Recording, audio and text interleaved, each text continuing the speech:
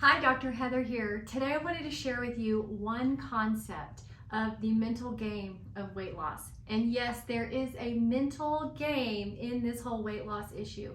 But today we're going to talk about the subconscious mind. So the subconscious mind responds to three rules. Number one, its main job is to keep you safe. Number two, it wants you to keep you alive and living as long as possible. And number three, to keep you away from pain. Now, your subconscious mind responds to the pictures that we see and the words that we say to ourselves, okay? So we have to change the pictures that we see in order to stick with a diet. So when I talk about gluten, what are the pictures that come to your mind? Right? So for some of you, when you think about gluten, maybe you think about, oh, this amazing cinnamon roll, or maybe you think about a bowl of pasta, maybe you think about this nice loaf of moist, yummy bread.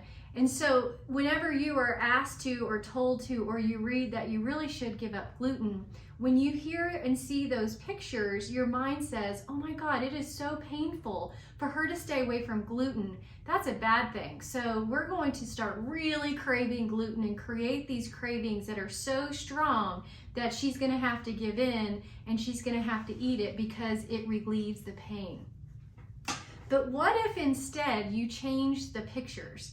So for me, I've been gluten-free for over 20 years now, but the picture in my head when I see gluten is rat poison. I literally see a little rat with a red circle with a line through it whenever I see gluten.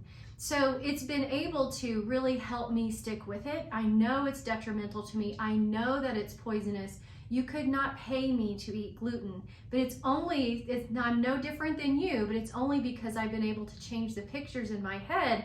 And my subconscious mind says, no, I have to keep her alive and I have to keep her away from pain. So we definitely do not want gluten. Now, we could also take dairy. Dairy is a really big one, causes lots of inflammation, especially if you have a sensitivity, which most of you do. But dairy, if you think of dairy, you probably think of this yummy melted cheese. Maybe it's on pizza or it's on pasta. Shoot, I don't know, maybe it's even on your eggs, or maybe it's that delicious cheese on charcuterie. It sounds delicious. Your brain is like, man, she has got to have that cheese. It is so painful to have her stay away from that. But instead, what if you thought about it this way? The whole purpose of dairy is to grow a 90-pound baby cow to 1,500 pounds in a matter of 10 months. There is a lot of insulin-like growth factor in the milk, not because they necessarily add it, it's just in the milk because the whole purpose is to grow that cow. And so for me, whenever I look at dairy, I think of, oh my God, it's trying to grow this 90-pound cow to 1,500 pounds. No, thank you. I am not trying to get to a 1,500-pound cow. So in my brain or my subconscious mind, it does everything to work for me. It's always working for you. It just depends on what pictures you're feeding your mind.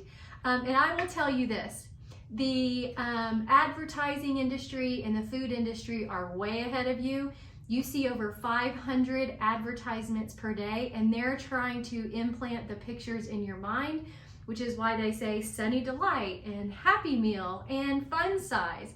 So I challenge you to recreate the pictures in your mind about the foods that you're really trying to stay away from, and allow your subconscious mind to really work for you and help you stick with it and become healthier.